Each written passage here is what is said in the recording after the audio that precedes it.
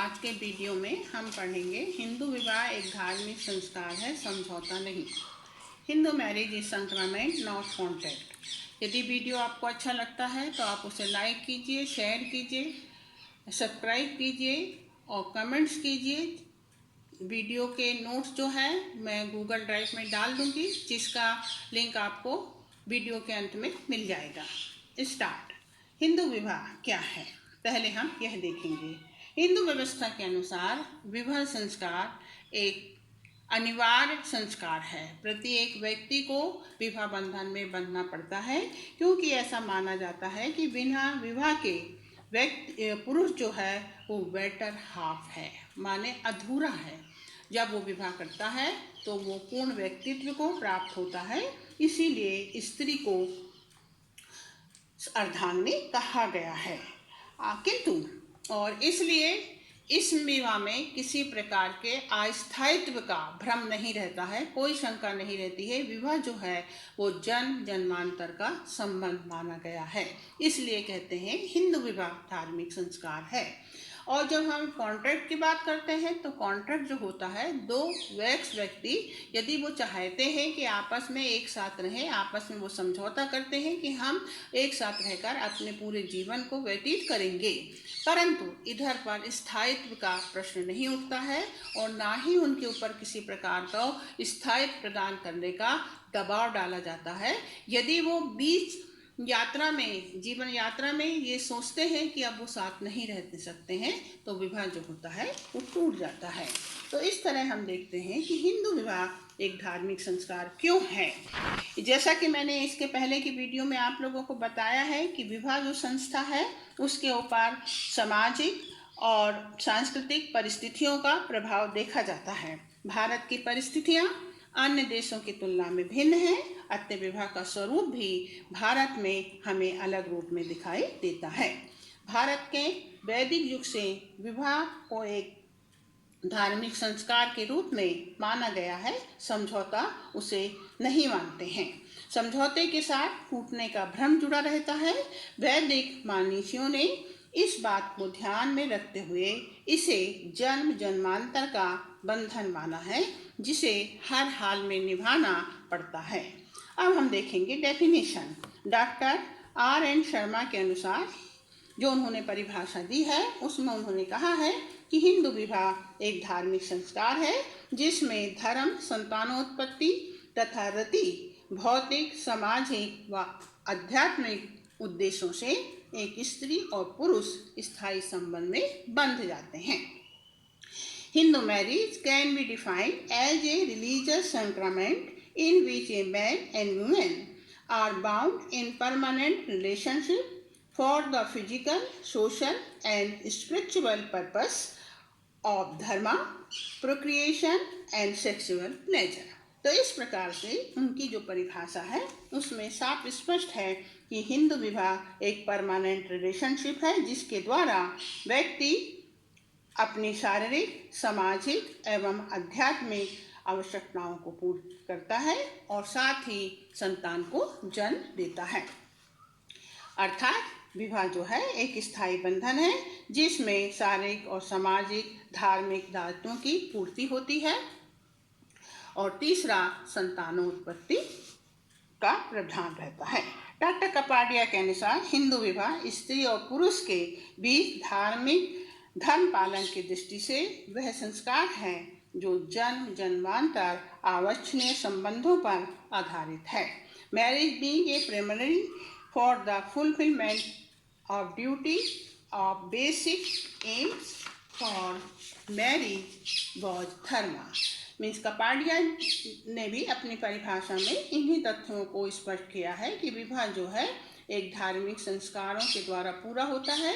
स्त्री पुरुष का समन्वय है। तीसरा, व्यक्तित्व का विकास होता है और चौथा, जन्म जन्मांतर का मिलन है और पांचवा, प्रजाति की निरंतरता। तो ये जो परिभाषाएं दी गई हैं, इन परिभाषाओं पर यदि हम ध्यान देते हैं तो हमें ये बात स्पष्ट हो जाती है कि हिंदू विवाह एक स्त्री और पुरुष के मिलन है। ये व्यक्ति अपने धार्मिक कर्तव्यों को पूरा करने के हेतु आपस में पवित्र संस्कार में बनते हैं, जिसका उद्देश्य उद्देश्य विवाह उपरांत जीवन को परिष्कृत करके पूर्णता की ओर ले जाना होता है। विवाह के द्वारा व्यक्ति हवन यज्ञ का संपादन करता है ताकि वो अपने ऋणों से उऋण हो सके। तो पहला जो हम देखते हैं कि हिंदू विवाह क्यों धार्मिक संस्कार है। इसकी मान्यता है कि हिंदू सामाजिक व्यवस्था में विवाह के 3 उद्देश्य होते हैं, धर्म, प्रजा और रति। आजकल ये रति जो है वो आगे पहला हो गया है और धर्म जो है उसको तीसरा उद्देश्य माना गया है। पहला उद्देश्य विवाह विषय भोग है। विषय भोग उसका पहला उद्देश्य है और विषय भोग के द्वारा संतान आ जाती है, इसलिए यह उसका दूसरा उद्देश्य माना गया है। विवाह का तीसरा उद्देश्य संतान उत्पन्न होने पर सामाजिक सांस्कृतिक कर्तव्यों का पालन करना होता है। हिंदू दर्शन के अनुसार यह माना जाता है कि व्यक्ति के जन्म के साथ ही उसे 3 ऋण प्रदान कर दिए जाते हैं। ये ऋण हैं ऋषि ऋण, पितृ ऋण और देव ऋण। ऋषि ऋण मीन्स ऋषियों ने हमें ज्ञान का संपादन करके हम तक पहुंचाया है, इसलिए हम उनके ऋणी हैं। पितृ ऋण माता पिता ने हमें जन्म दिया है, इसलिए हम उनके प्रति ऋणी हैं। देव ऋण मीन्स समाज के विद्वानों ने सामाजिक व्यवस्था को बनाया, इसलिए हम उन देवताओं के प्रति क्या हैं, ऋणी हैं। व्यक्ति विवाह करके यज्ञ करता है। यज्ञ की साथ बैठने वाली स्त्री को पत्नी का अधिकार प्राप्त होता है, इसलिए इसे सहधर्मी कहा गया है। दूसरा जो है पुरुष स्त्री और पुरुष का समन्वय मीन्स मिलन। हिंदू विवाह इसलिए भी धार्मिक संस्कार माना जाता है कि विवाह ईश्वरीय इच्छा का प्रतीक है। मनुस्मृति में कहा गया है कि पति पत्नी का मिलन केवल इस जन्म का नहीं बल्कि यह मिलन मृत्यु के बाद भी बना रहता है। यही कारण है कि हिंदू व्यवस्था में तलाक का और पुनर्विवाह का प्रावधान नहीं है। तीसरा जो है विवाह के बिना स्वर्ग की प्राप्ति असंभव है। हिंदू जीवन के उद्देश्य के अनुसार जीवन का अर्थ धर्म, अर्थ और काम और मोक्ष है। इन सब कार्यों को अंतिम लक्ष्य मोक्ष प्राप्ति है और बिना विवाह बंधन में बंधे मोक्ष की प्राप्ति असंभव है। महाभारत में एक उदाहरण दिया गया है कि कुणिगर की कन्या ने जीवन पर्यंत विवाह नहीं किया था। जब वह स्वर्ग जाने की इच्छा उसने प्रकट की तो नारद ने उससे कहा कि वो स्वर्ग नहीं जा सकती है क्योंकि वो अविवाहित है। अतः उसने अपने तप का आधा भाग श्रृंगवान को दिया और फिर उससे शादी की और तब उसको स्वर्ग में प्रवेश मिला। चौथा जो है पुत्र प्राप्ति। हिंदू व्यवस्था के अनुसार मरने के बाद व्यक्ति पितरों की श्रेणी में चला जाता है। जब तक पुत्र द्वारा पितरों को पिंडदान देकर तपन नहीं किया जाता है तब तक पितरों को मोक्ष की प्राप्ति अर्थात उद्धार प्राप्त नहीं होता है। इसलिए कहा गया है पुनम्नम नरगता त्रास्ते इति पुत्र। पुत्र इसलिए क्योंकि वो पितरों को उद्धार प्रदान कराता है, वह आवश्यक है। 5वां जो है धार्मिक विधि विधान। विवाह पवित्र संस्कार है। इसकी नींव विभिन्न पवित्र संस्कारों को पूरा करने के बाद पूरी मानी जाती है। विवाह अग्नि को साक्षी मानकर देव मंत्रों के जाप के साथ पूरा होता है। सभी संबंधियों को बुलाकर सबके सामने वर वधू 7 फेरे लेते हैं क्योंकि विवाह जन्म जन्मांतर का बंधन है। नेक्स्ट जो है हिंदू विवाह का जो मुख्य संस्कार माना जाता है कन्यादान।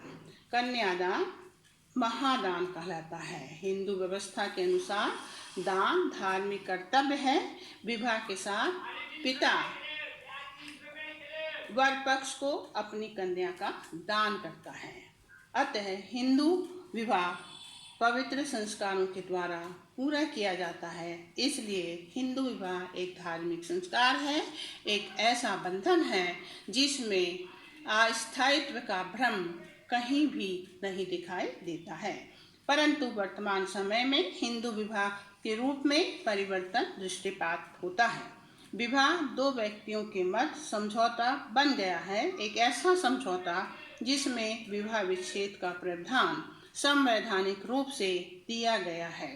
पुराणों के अनुसार जो इंटरनल रिलेशनशिप या परमानेंट यूनियन माना जाता था वह अब समाप्त हो गया है।